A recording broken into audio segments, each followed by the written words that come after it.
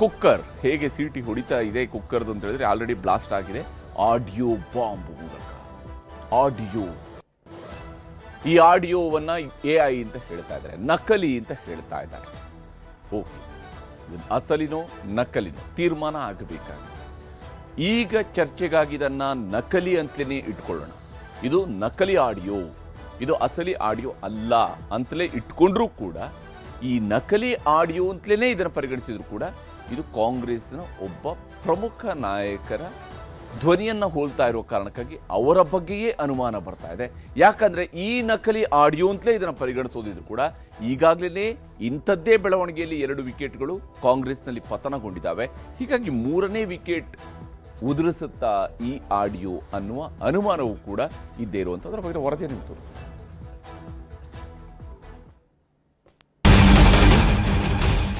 को घर के बाहर नहीं निकलना। साहब को बाहर गाँव में रहते को बुलावनो को कर बोले ಷಡ್ಯಂತ್ರ ನಡೀತೈತಿ ಅಂತಾನೂ ಅನಿಸ್ತಿತ್ತು. ಆಮೇಲೆ ಏನು ಆ್ಯಕ್ಷನು ಅದೆಲ್ಲ ಹೈಕಮಾಂಡ್ ಮೇಲೆ ಬಿಟ್ಟು.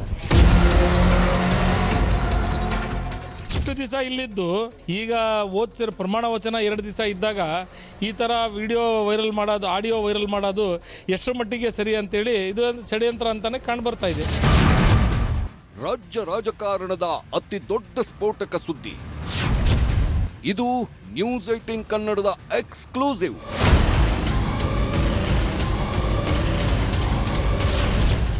ಮಾಜಿ ಸಚಿವ ಜಮೀರ್ ಅವರದ್ದು ಎನ್ನಲಾದ ಆಡಿಯೋ ವೈರಲ್. ದಾವಣಗೆರೆಯಲ್ಲಿ ಪಕ್ಷ ವಿರೋಧಿ ಕೆಲಸ ಮಾಡಿದ್ರ ಜಮೀರ್. ದಾವಣಗೆರೆ ದಕ್ಷಿಣದ ಬೈ ಎಲೆಕ್ಷನ್ ಮುಗಿದರೂ ಅದರ ಸದ್ದು ಮಾತ್ರ ನಿಂತಿಲ್ಲ. ಉಪಚುನಾವಣೆಯ ಟಿಕೆಟ್ ಘೋಷಣೆಗೂ ಮೊದಲು ನಂತರ ಅಷ್ಟೇ ಅಲ್ಲದೆ ಎಲೆಕ್ಷನ್ ದಿನವೂ ಕೂಡ ಕಾಂಗ್ರೆಸ್ನಲ್ಲಿ ಒಳಗೊಳಗೆ ಗುದ್ದಾಟ ನಡೆದಿರುವುದು ಜಗಜ್ಜಾಹೀರಾಗುತ್ತಲೇ ಇದೆ. ಸಮರ್ಥ ಶಾಮ್ನೂರಿಗೆ ಟಿಕೆಟ್ ಕೊಟ್ಟ ಕಾರಣಕ್ಕೆ ಆಗ ಸಚಿವರಾಗಿದ್ದ ಜಮೀರ್ ಮುನಿಸ್ಕೊಂಡಿದ್ದರು. ಮತದಾನಕ್ಕೂ ಮುನ್ನ ಜಮೀರ್ ಕರೆಸಿ ತೇಪೆ ಹಚ್ಚೋ ಕೆಲಸವಾಗಿತ್ತು. ಆದ್ರೆ ಎಲೆಕ್ಷನ್ ದಿನ ಆಗಿರೋದೇ ಬೇರೆ. ಅದಕ್ಕೆ ಪುಷ್ಟಿ ನೀಡುವಂತಿದೆ ಈ ವೈರಲ್ ಆಡಿಯೋ. का सवाल है हम मुसलमान का को घर के बाहर नहीं निकलना। रात को बाहर गाँव में रहते को बुलावनो को कर बोले ಸಿದ್ದು ಸರ್ಕಾರ ಹೋಗಿ ಡಿಕೆ ಸರ್ಕಾರ ರಚನೆಯಾಗೋ ಹೊತ್ತಲ್ಲೇ ಭಾರೀ ಸೆನ್ಸೇಷನ್ ಕ್ರಿಯೇಟ್ ಮಾಡಿದೆ ನ್ಯೂಸ್ 18ನ ಈ ಬಿಗ್ ಬ್ರೇಕಿಂಗ್ ನ್ಯೂಸ್. ಹಾಗೆ ಡಿಕೆ ಸಂಪುಟ ಸೇರಲು ಸರ್ಕಸ್ ಮಾಡುತ್ತಿರುವ ಶಾಸಕ ಜಮೀರ್ಗೂ ಇದು ಶಾಕಿಂಗ್ ನ್ಯೂಸ್. ಜಮೀರ್ ಅವರದ್ದು ಎನ್ನಲಾದ ಆಡಿಯೋ ವೈರಲ್ ಆಗಿದ್ದು ಬೈ ಎಲೆಕ್ಷನ್ ಟೈಮ್ನಲ್ಲಿ ಷಡ್ಯಂತ್ರ ಆಗಿತ್ತು ಎಂಬ ಚರ್ಚೆಗೆ ಪುಷ್ಟಿ ನೀಡಿದೆ. ಕಾಂಗ್ರೆಸ್ ಬದಲು ಕುಕ್ಕರ್ಗೆ ವೋಟು ಹಾಕಿಸಿದ್ರ ಜಮೀರ್ ಎಂಬ ಪ್ರಶ್ನೆಗೆ ಇರಬಹುದು ಅನ್ನೋ ಥರಾನೇ ಭಾಸವಾಗುವಂತಿದೆ ಈ ಆಡಿಯೋ. पूरा ऑलमोस्ट कुकर चल रहा सर. ऑलमोस्ट कुकर चल रहा. जबरदस्त सुना यहाँ सिराजा साहब, जबरदस्ती किसी घर से बुलाने का नहीं बुला रहे नहीं साहब. नहीं सुनो यहाँ. दो वो हुआ तो हमने फायदा. हूँ साहब. हकीकत आदमी आ जाको बाहर आ जाको नहीं आ रहे साहब. नहीं सुनो मैं बोल कंप्लीट करनी चाहिए मुझे. साहब बोलो. अब आदमी परसेंटेज नहीं है हमारा. हूँ सर. जबरदस्ती घर को बाहर बुलाने का. हूँ सर.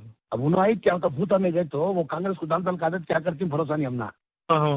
आई सोलंग बोल को इंडिपेंडेंट को भी एसजीपी दलो. हूँ सर. नहीं है तो भी अच्छा है करूँ समय. हूँ सर वही सर कर रहे हैं. जबरदस्ती बुलाने का नहीं है. बुलाने सर बुलाने का. क्या बोल रहे थे कांग्रेस वाले? कांग्रेस वाले क्या भी नहीं. वो तो अब मैं वहाँ नीचे के बूता गया था ना, वहाँ कांग्रेस वाले ठेर को पैसे तुम बोल रहे ना पैसे देने गए थे पैसे नको छोड़ो हम ना पैसे नको अगर बोल को गए थे. और यहाँ भी वहाँ बूढ़ा वातांग भी. ಆರಂಭದಲ್ಲಿ ನಾಮಪತ್ರ ಸಲ್ಲಿಸಿ ನಂತರ ವಾಪಸ್ ಪಡೆದ ಸಾದಿಕ್ ಪಾಷಾ ಬಗ್ಗೆಯೂ ಮಾತನಾಡಲಾಗಿದೆ. ದೊಡ್ಡ ಲೀಡರ್ ಅಂದ್ಕೊಂಡವನೇ ಅವನ ವಾರ್ಡ್ನಲ್ಲೇ ಮೈನಸ್ ಮಾಡೋ ಕೆಲಸ ಆಗುತ್ತೆ ಎಂಬ ಆಡಿಯೋ ಕೂಡ ಇದೆ. बहुत बड़ा लीडर समझा था ना. क्या भी नहीं जीरो कर डाले उसकी वार्ड में उसने माइनस वार्ड में माइनस करा दे साहब. करो वो कल उसके भाई कुछ पैसे दिए साहब 1.5 लाख रुपए. चिचेरा भैया तुलान कर को पैसे देखो तो क्या करता मालूम नहीं है. वार्ड में ये बूता में ये कुकर को पढ़ना और बोल को बात कर को दी. कुकर को चल रहा था ज्यादा, डायमंड का उनका कम है. ಬಿಜೆಪಿ ಅಭ್ಯರ್ಥಿ ಶ್ರೀನಿವಾಸ ದಾಸ್ಕರಿಯಪ್ಪ ಪರವಾಗಿ ಜಮೀರ್ ಕೆಲಸ ಮಾಡಿದ್ರಾ ಎಂಬ ಅನುಮಾನವನ್ನೂ ಮೂಡಿಸುತ್ತೆ ಆಡಿಯೋದಲ್ಲಿರುವ ಈ ಮಾತುಗಳು. ಲೋಕಲ್ ಮುಸ್ಲಿಮರು ಸಹಾಯ ಮಾಡದಿದ್ರು, ಜಮೀರ್ ಸಾಹೇಬ್ರು ಸಹಾಯ ಮಾಡಿದ್ದಾರೆ ಅಂದಿದ್ರಂತೆ ಬಿಜೆಪಿ ಅವರು. बात करें. बोला कि साहब मैं मिला था अगर सुबह को वो फील्ड में सब होकर बोलिया मैं ಹಾ ಆಯ್ತಾ ಕರ್ತೀವಿ. ಇವತ್ತು ಬೆಲೆ ನೀನೇನು ಮಾಡಿಲ್ಲ ನಿನ್ಗಿಂತ ಡಬಲ್ ಮಾಡಿದ್ದಾರೆ ಪಾಪ. ಆಯ್ತದ ಏನು ಗೊತ್ತಾಕತಿ, ನೀನ್ ಸೀರಿಯಸ್ ಇರಪ್ಪ ಇಲ್ದಲ್ಲ ಹಾಕರ್ ಪಾವ ಪಡ್ಯಾ ನೀನ್ ಹೋಗಿ ಆಮೇಲೆ ಭೇಟಿಯಾಗ ಕ್ಯಾಮ್ರಾಗಳು ಅದಾವ ಕರ್ಬೋದು भेजा मैं। नहीं आप कांग्रेस वाले क्या बोल रही कहते हैं कि हार माननी क्या? उन्हें कल हार मानने वाला ना साहब ने रात को। ಎಲೆಕ್ಷನ್ಗೂ ಮುನ್ನಾ ದಿನ ದುಡ್ಡು ಹಂಚಿರೋದು ಕೂಡ ಈ ಆಡಿಯೋದಲ್ಲೇ ಬಹಿರಂಗವಾಗಿದೆ. ಕಾಂಗ್ರೆಸ್ ಮತದಾರರು ದುಡ್ಡು ತೆಗೆದುಕೊಳ್ಳದ ಕಾರಣಕ್ಕೆ ಮಲ್ಲಿಕಾರ್ಜುನ್ಗೆ ಅನುಮಾನ ಬಂದು ಮನೆ ಸೇರಿದ್ರಂತೆ. ನೀವು ಒಂದು ಸಲ ಹೇಳಿ ಅಂತ ಜಮೀರ್ ಅವರನ್ನೂ ನಾಯಕರು ಸಂಪರ್ಕ ಮಾಡಿದ್ರಂತೆ. मुझे रात में 10:15 बजे फोन करे मुझे, ಗುರು ಎಲ್ಲಿದ್ಯಾ ಕಯ ಬಂದೆ ಸರ್ ಬಾಗಲ್ ಮನೇಲಿದ್ದೀನಿ ಕಯ. ಓ ಅವ್ನು ಸುಸ್ತಾಗ್ಬಿಟ್ಟವನೆ ಮಲ್ಲಿಕ್, ನೋಡು ಸ್ವಲ್ಪ ಹೇಳ್ಬಿಟ್ಟು ಯಾರು ದುಡ್ಡು ತಗೊಂತಲ್ಲ ಅಂತ ನಿಮ್ಮವರು ಒಂಚೂರು ವ್ಯವಸ್ಥೆ ಮಾಡಿ. ಏನ್ರಿ ದುಡ್ಡು ತಗೊಳ್ಳೋದು ದುಡ್ಡು ತಗೊಳ್ಳಿ ಅಂತ ಮಾಡಕ್ ಆಗ್ತಾ ಇದೀನಿ. ನಾನು ಬೆಂಗಳೂರಲ್ಲಿ ಇದ್ದೀನಿ. ನಾನು ಯಾರು ಇದಾರೆ ಲೀಡರ್ಗಳು ಅವ್ರ ಕೈಲಿ ಮಾಡಿಸಿ ಎಲ್ಲ ಇದಾರಂತೆಲ್ಲ ಕಯ. ಸುಂಗಿರಪ್ಪ ಅವರಿಂದ ಎಲ್ಲ ಏನಾಗ್ತದೆ ಎಲ್ಲ ನೋಡಾಯ್ತು. ನೀನ್ ಇವತ್ತು ಬಂದಿದ್ದಕ್ಕೆ ಇವತ್ತು ಈ ಮಟ್ಟಿಗೆ ಸ್ವಲ್ಪ ರೀಚ್ ಆಗಿದೀವಿ. ನಿನ್ನ ಎಂಟ್ರಿಯಿಂದ ಒಂದ್ 3 ಸಾಲ ಗೆಲ್ಬಹುದು, ಅದು ಕ್ರೆಡಿಟ್ ನಿಮ್ಗೆ ಹೋಗೋದು. ನಾನು ಪ್ರೆಸ್ ಮಾಡಿ ಹೇಳ್ತೀನಿ, ನಾನು ರಿಸಲ್ಟ್ ದಿನ ಪ್ರೆಸ್ ಮಾಡಿ ಹೇಳ್ತೀನಿ. ನಾನು ಜಮೀನಿಂದಾನೇ ಗೆದ್ದಿದ್ದಂತ ಹೇಳ್ತೀನಪ್ಪ. ಸ್ವಲ್ಪ ದಯಮಾಡಿದೆಲ್ಲ ಅರೇಂಜ್ ಮಾಡಪ್ಪ ಸ್ವಲ್ಪ ತಗೊಳ್ಳೋಕೆ. ಇದಿಷ್ಟು ಮೊದಲ ಆಡಿಯೋದಲ್ಲಿದ್ದ ರಹಸ್ಯ. ಇದು ವೈರಲ್ ಆಗುತ್ತಲೇ ಮತ್ತೊಂದು ಆಡಿಯೋ ವೈರಲ್ ಆಯಿತು. ಮಧ್ಯಾಹ್ನದ ಹೊತ್ತಿಗೆ ಮತದಾನದ ವೇಳೆಯೂ ಈ ಸಂಭಾಷಣೆ ನಡೆದಿದೆ ಅನ್ನೋದನ್ನ ಈ ಆಡಿಯೋ ಸಾಬೀತುಪಡಿಸಿತ್ತು. ಕುಕ್ಕರ್ ಮತಗಳು ನಡೆಯುತ್ತಿವೆ, ಹೊರಗಿನವರನ್ನ ಕರಿಬೇಡಿ ಎಂಬ ಸಲಹೆ ಕೂಡ ಈ ಆಡಿಯೋದಲ್ಲಿದೆ. ಓವರಾಲ್ कैसा है कहते कुकर खाली कुकर हमें भी खाली कुकर को बोली कुकर मगर परसेंटेज नहीं हुआ करते 12.5 तक 27% में खाली 9% मुसलमान का को घर के बाहर नहीं निकलना। नहीं हमें बोल रहे ना सर, जुलूम कर को बुला ले कौन को कहा बाद रात को बाहर गाँव में रेस्टोरेंट को बुलाओ को कर बोलिया, बाहर गाँव में रेस्टोरेंट किसी भी हर किस बुलाओ को जुलूम कर को घर आंगन जाकर ऑटो में बैठा ले कहूँ को उन्हों हो को आए तो वोट कराओ, उन्हों को नहीं आए तो छोड़ डालो कर बोला सब। हाँ वैसा करा रहा हूँ वैसा ಆಡಿಯೋದಲ್ಲಿ ಜಮೀರ್ ಜೊತೆ ಮಾತನಾಡಿರುವ ಮೊಹಮ್ಮದ್ ಸಿರಾಜ್ ಆಶೀರ್ವಾದಕ್ಕಾಗಿ ಬಿಜೆಪಿ ಅಭ್ಯರ್ಥಿಯು ಕಾಲಿಗೆ ಬಿದ್ದಿದ್ರಂತೆ. ನಿಮ್ಮ ಜನ ಬಿಟ್ಟು ಕಾಂಗ್ರೆಸ್ನ ಟೈಟ್ ಮಾಡಿಸುವಂತ ಸಿರಾಜ್ ಸಲಹೆ ಕೊಟ್ಟು ಕಳಿಸಿದ್ನಂತೆ. कल रात को जाको डिप्रेशन में चलेगा मेरा बेटा बल्ला के भाई का अब लगा रही था वो कल उसको कह रहे सो अब उन्हें सीना में मैंने बीजेपी का वार्ड नंबर 14 में पाव पड़ा ಏನ್ ಕಾಲ್ ಮುಗಿತೀಯಾ ಎಲ್ಲೆಲ್ಲೈತಿ ಅಲ್ಲೆಲ್ಲ ನಿಮ್ ಜನಕ್ಕೆ ಹೇಳಿ ಟೈಟ್ ಮಾಡಿಸ್ ಹೋಗೋಕ ಎಲ್ಲೆಲ್ಲೈತಿ ಎಲ್ಲ ನಿಮ್ ಜನಕ್ಕೆ ನಿಂದಿರ್ಸಿ ಟೈಟ್ ಮಾಡಿಸು ಕಾಂಗ್ರೆಸ್ನವರಿಗೆ ಮಾಡ್ತೀನಿ ದಾದಾಕರ್ ಬೋಲ್ಕೋ ಗಯಾ ವಾರ್ಡ್ ನಂಬರ್ 14 में बीच मिल को गया जस्ट। ಆಡಿಯೋ ವೈರಲ್ ಬೆನ್ನಲ್ಲೇ ಜಮೀರ್ ಆಕ್ಟಿವ್. ಸಿದ್ದು ಜೊತೆ ಚರ್ಚೆ, ಆಪ್ತರೊಂದಿಗೆ ಸಮಾಲೋಚನೆ. ಅದು ಎಐ ಆಡಿಯೋ, ತನಿಖೆ ಆಗಲಿ ಎಂದ ಜಮೀರ್. ಆಡಿಯೋ ವೈರಲ್ ಆಗುತ್ತಲೇ ಸಿದ್ದರಾಮಯ್ಯ ಭೇಟಿಯಾದ ಜಮೀರ್ ಇಡೀ ಪ್ರಕರಣದ ಬಗ್ಗೆ ಸ್ಪಷ್ಟನೆ ಕೊಟ್ಟರು. ಬಳಿಕ ಮಾಧ್ಯಮ ಹೇಳಿಕೆ ರಿಲೀಸ್ ಮಾಡಿ ವೈರಲ್ ಆದ ಆಡಿಯೋ ನನ್ನದಲ್ಲ ಎಂಬ ಸ್ಪಷ್ಟನೆ ನೀಡಿದ್ರು.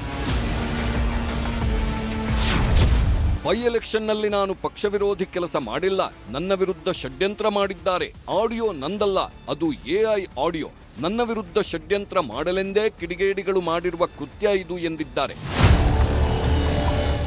ಆಡಿಯೋ ಬಗ್ಗೆ ಸೈಬರ್ ಠಾಣೆಗೆ ದೂರು ನೀಡಲಿದ್ದು ತನಿಖೆಯಾಗಲಿ ಎಂದಿದ್ದಾರೆ ಜಮೀರ್.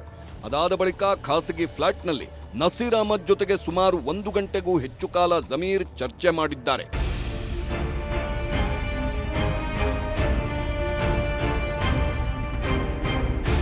ಈ ಮಧ್ಯೆ ಆಡಿಯೋದಲ್ಲಿರುವ ಮೊಹಮ್ಮದ್ ಸಿರಾಜ್ ಕೂಡ ಇದೊಂದು ಷಡ್ಯಂತ್ರದ ಕೃತ್ಯ ಅಂತಾರೆ. ಅದು ಸತ್ಯಕ್ಕೆ ದೂರಿರೋ ಮಾತು ಸರ್. ಆ ಥರ ಯಾವುದು ನಾನು ಸಚಿವರು ಮಾತಾಡಿಲ್ಲ. ಅಂಥದ್ದು ಯಾವುದು ಮಾತುಗಳು ನಮ್ಮ ಅವ್ರ ಸಚಿವರ ಮಧ್ಯದಲ್ಲಿ ಎಷ್ಟು ದಿವಸ ಮಾತಾಡಿದ್ರೂ ಕೂಡ ನಾವು ಅಂಥ ಮಾತುಗಳು ಯಾವುವು ಆಗಿಲ್ಲ. ಆ ಆಡಿಯೋ ಬಂದಿರೋದು 100% ಸುಳ್ಳು. 100% ಮೇಲ್ನೋಟಕ್ಕೆ ಕಾಣ್ಬರ್ತಾ ಇದೆ. ಜಮೀರ್ ಸಾಹೇಬ್ರವ್ರ ಹೆಸರು ಮುಂಚೂಣಿಯಲ್ಲಿ ತೋರಿಸ್ತಾ ಇದ್ದಾರೆ. ಕ್ಯಾಬಿನೆಟ್ ಸಚಿವ ಸ್ಥಾನದಲ್ಲಿನೂ ತೋರಿಸ್ತಾ ಇದ್ದಾರೆ, DCMನಲ್ಲಿನೂ ತೋರಿಸ್ತಾ ಇದ್ದಾರೆ. ಅದು ಆಗಬಾರ್ದು ಅಂತ ಕೆಲವು ಜನ ಷಡ್ಯಂತ್ರ ಮಾಡ್ತಿರ್ಬೋದು. ಮೇಲ್ನೋಟಕ್ಕೆ ಕಂಡು ಬರ್ತಾ ಇದೆ. ಇಷ್ಟು ದಿವಸ ಇಲ್ಲಿದ್ದು ಬೈ ಎಲೆಕ್ಷನ್ ಆಗಿ ಇಷ್ಟು ದಿವಸ ಆಯಿತು, ರಿಸಲ್ಟ್ ಬಂದು ಇಷ್ಟು ದಿವಸ ಆಯಿತು. ಈಗ ಪ್ರಮಾಣ ವಚನ 2 ದಿವಸ ಇದ್ದಾಗ ಈ ಥರ ವಿಡಿಯೋ ವೈರಲ್ ಮಾಡೋದು, ಆಡಿಯೋ ವೈರಲ್ ಮಾಡೋದು ಎಷ್ಟರ ಮಟ್ಟಿಗೆ ಸರಿ ಅಂತೇಳಿ ಇದು ಷಡ್ಯಂತ್ರ ಅಂತಲೇ ಕಂಡು ಬರ್ತಾ ಇದೆ. ಅಂಥ ಮಾತುಗಳು ನಮ್ಮ ಮತ್ತು ಸಚಿವರ ಮಧ್ಯೆ ಆಗಿಲ್ಲ ಅಂಥ ಮಾತುಗಳು. ಮತ್ತು ಸಚಿವರು ಯಾವತ್ತು ಮಾತಾಡಿದ್ರು ಪಕ್ಷದ ಹಿತದೃಷ್ಟಿಯಿಂದ ಗೆಲುವಿಗೋಸ್ಕರ ಮಾತಾಡಿದರೆ ಬಿಟ್ಟು ಪಕ್ಷ ವಿರೋಧ ಚಟುವಟಿಕೆ ಮಾಡಲಿಕ್ಕೆ ಯಾರಿಗೂ ಸಂದೇಶನೂ ಕೊಡಲಿಲ್ಲ. ಸ್ಪಷ್ಟವಾಗಿ ನನ್ನ ಜೊತೆಗಂತೂ ಯಾವತ್ತೂ ಮಾತಾಡಿಲ್ಲ ಅಂಥ ಮಾತುಗಳು. ಈ ಮಧ್ಯೆ ದಾವಣಗೆರೆ ದಕ್ಷಿಣ ಶಾಸಕ ಸಮರ್ಥ ಶಾಮನೂರು ಕೂಡ ಈ ಆಡಿಯೋ ವೈರಲ್ ಬಗ್ಗೆ ಮಾತನಾಡಿದ್ದಾರೆ.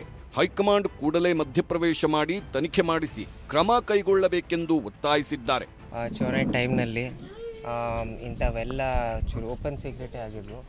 ಆದರೆ ಏನೈತಿ ಪಾರ್ಟಿ ಇನ್ವೆಸ್ಟಿಗೇಟ್ ಮಾಡಲಿ, ಆಡಿಯೋ ಕ್ಲಿಪ್ ವೆರಿಫೈ ಮಾಡಲಿ ಸರಿಯಾಗೈತಾ ಇಲ್ಲ ಅಂತ. ಆಮೇಲೆ ಇನ್ನೊಂದು ಚೂರು ಎವಿಡೆನ್ಸ್ ಏನೈತಿ ಎಲ್ಲದು ಹೊರಗೆ ಬರಲಿ. ಆಮೇಲೆ ಏನು ಆ್ಯಕ್ಷನು ಅದೆಲ್ಲ ಹೈಕಮಾಂಡ್ ಮೇಲೆ ಬಿಟ್ಟು ಎ ಟೀಮು ಬಿ ಟೀಮು. ಆದರೆ ಭಾಳ ಕಡೆ ಎಲೆಕ್ಷನ್ ಬಂದಾಗ ಯಾರ ಕ್ಯಾಂಡಿಡೇಟ್ ಘೋಷಣೆ ಆದಮೇಲೆ ಎಲ್ಲರೂ ಒಗ್ಗಟ್ಟಿಂದ ಕೆಲಸ ಮಾಡೋದು ಅದು ಒಂದು ಪದ್ಧತಿ ಐತಿ. ಆಮೇಲೆ ಅದನ್ನೇ ಭಾಳ ಜನ ಹಂಗೆ ಮುಂದುವಯ್ತಾರೆ ಎಲೆಕ್ಷನಲ್ಲಿ.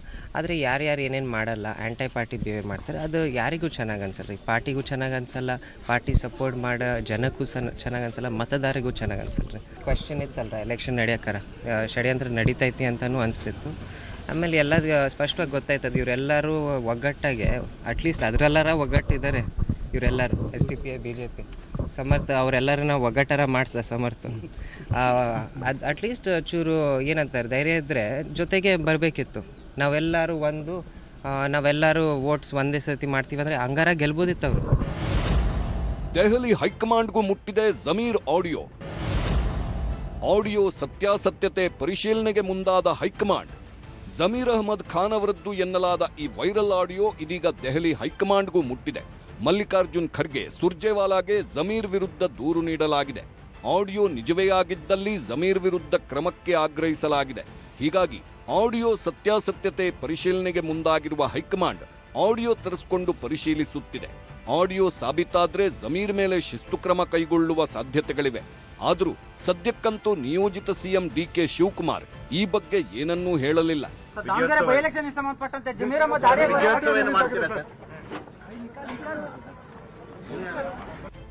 DKಶಿ ಸರ್ಕಾರದಲ್ಲಿ ಜಮೀರ್ಗೆ ಮಂತ್ರಿಸ್ಥಾನ ಸಿಗಬಾರದು ಎಂಬ ಕಾರಣಕ್ಕೆ ಈ ಆಡಿಯೋ ವೈರಲ್ ಆಗಿದೆ ಅಂತಾರೆ ಪ್ರತಿಪಕ್ಷ ನಾಯಕ ಆರ್ ಅಶೋಕ್.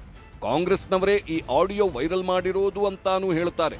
ಆದಷ್ಟು ಸಿದ್ದರಾಮಯ್ಯನವರ ಗ್ಯಾಂಗ್ ಏನಿದೆ ಆ ಗ್ಯಾಂಗ್ ಅನ್ನ ಕತ್ತರಿ ಮಾಡಕ್ಕೋಸ್ಕರನೇ ಈಗ ಜಮೀರ್ ಅಹ್ಮದ್ ಆಡಿಯೋ ಬಿಡುಗಡೆ. ಯಾಕಂದ್ರೆ ದಾವಣಗೆರೆ ಚುನಾವಣೆ ಆಗಿ ಅವಾಗ ಎಷ್ಟು ತಿಂಗಳಾಗೋಯ್ತು, ಯಾಕೆ ಬಿಡುಗಡೆ ಮಾಡಿಲ್ಲ ಅವಾಗ? ಈಗ ಯಾಕೆ ಬಿಡುಗಡೆ ಮಾಡ್ತಾ ಇದ್ದಾರೆ?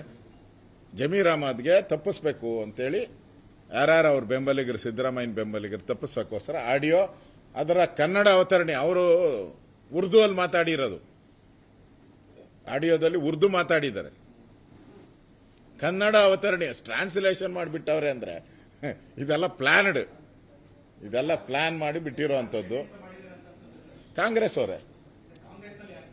ಯಾರನ್ನಾದ ಕಾಂಗ್ರೆಸ್ ಪಾರ್ಟಿ, ಕಾಂಗ್ರೆಸ್ಸೇ ಮುಳ್ಳು ಅಲ್ಲ, ಅದಕ್ಕೆ ಮಾಡಿದ್ದಾರೆ. ನಾನ್ಯಾಕೆ ಹೆಸರು ಹೇಳಿ?